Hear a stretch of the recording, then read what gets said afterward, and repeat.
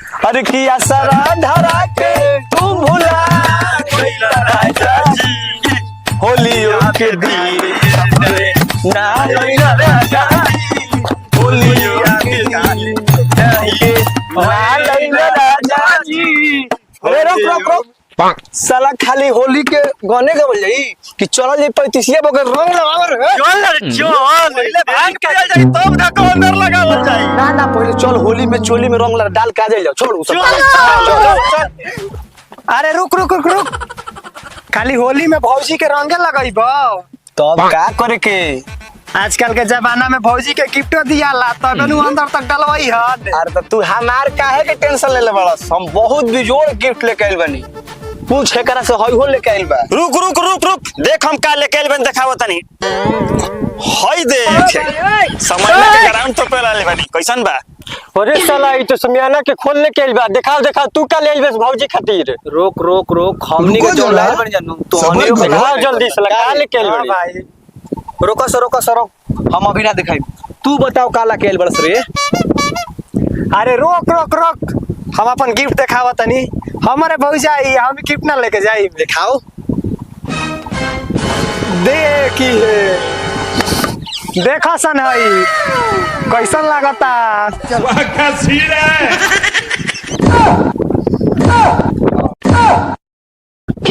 हम तो अपन गिफ्ट देखा दिलौ अब पतलुआ तू देखा तू का ले बाड़ी।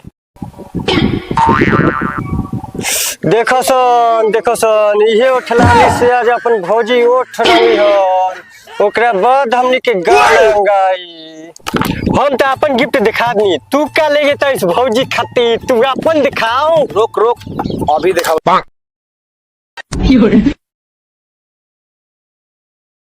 बैगन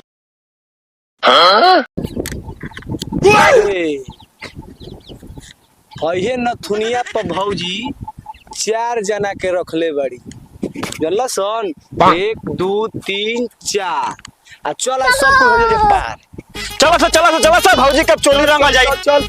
अरे की होलिया में बिगड़ कर चली यार भौजी मुझे आज होलिया होलिया में बिगड़ को चली यार भौजी रंगिया कर चली यार। अच्छा को से भौजी मरवाइए हो लगता होली अरे 4 गो से भौजी मरवाइए हो लगे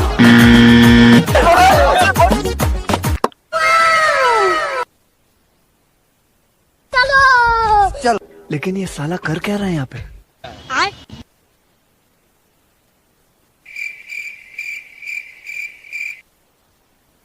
अरे हई होली आ गइल बड़ू में देखा तड़ कि हमार हाथना देवर बाड़ा सन एको मुंह ना आवता सन कि ओई हमर जवानी में रंग डाला सन एगो हमर भतारो मिलल बा तो वो एकदम मौके बाए दादा हम तो एकदम ई भतार से तंग हो गइल बानी।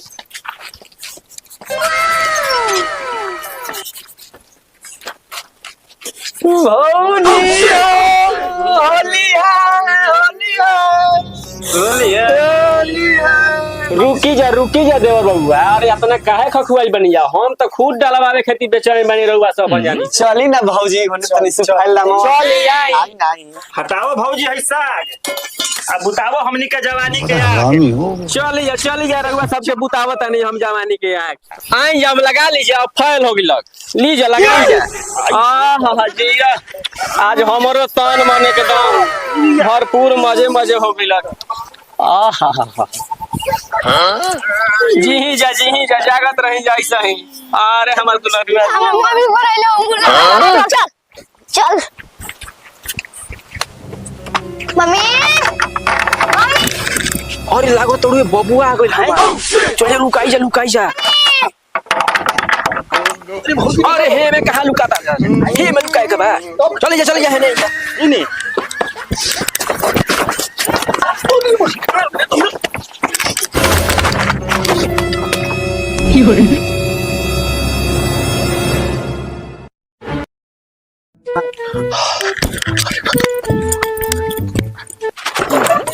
बबुआ कहाँ बबुआ खाना खाइला जा आवा जा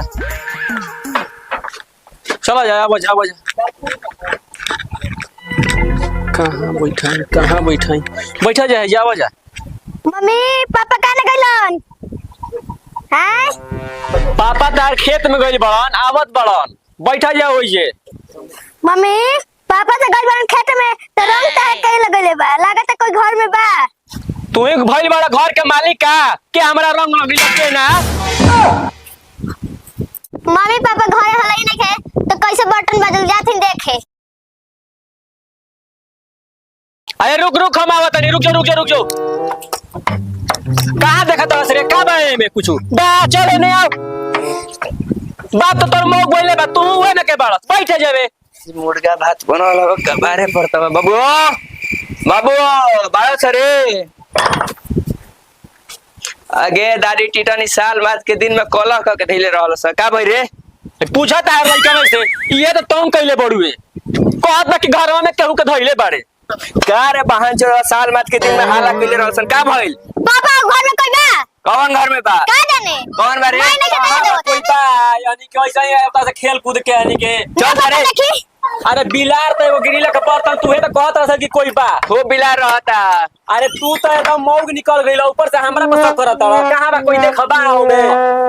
बहन चोद एगो मेहरानो मिल गइल बिया ऐसन कुंवार में गुल खिलावत रहे मुखिया से जाके फंस रहू एजा कौन गुल खिलाता। अरे या कौन गुल खुलाता कोई बा ये में हमारा पर एकदम झूठे के तू एकदम हमारे पर रंग लगावत रहल चल। अरे का जने पैसा नहीं भतार हमरा मौग मिल गइल अब हम का करी कोई बा में। हमरा तो कबो कबो शौक होकेला ते लइका हमार होइले नहीं के तहां में हाथ के कर है रुको देखो तनी अभी क्या देखो हाय के हो आई अरे हम तो लागत कि कोई अरे जाए दी अब जौन हो गई जाए दी। Don't touch my body I am pregnant. हाय रे करम अरे अब हमारा में गलती बड़ुए सब पंचायती में होई कौन बियाह करवा देलक हमर लूट गए। अरे जाए दी आज बजाए दी ना बे ऐसे आज बजाए दी देखी आप कहियो don't touch my body I am pregnant. आप कहियो ना करम ऐसे जाए दी राजा जी चल बेटा आज पंचायती हो कर रही हमारी इज्जत पे लागल बा हट छोड़ दी ना आज पंचायती हो कर रही सब मुखिया ले फैसला करियन।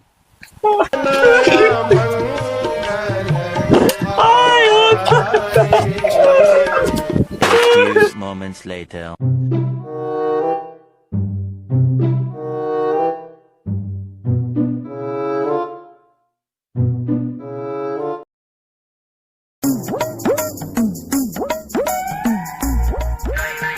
मुखिया जी कुआर में तो रउआ ले फसले रहे अब ई चारों से गोल खिलावती है ब्याह हुआ के बाद रउए हाथ में सब फैसला बा। अब का हुई हमारे समाज में इज्जत के धज्जिया उड़ गइल बा। तोहनी के बार बार का भइल रहता रे जब सुनो सब तोहनी के घर में टांडवे भइल रहता कुआर में जौन भइल तौन भइल अब जीतियो के बहन तो तोहनी के बदनामे कइले रहता रस आ तोहनी के का कइले बरस रे तोहनी के सुधरबस कि ना सुधरबस।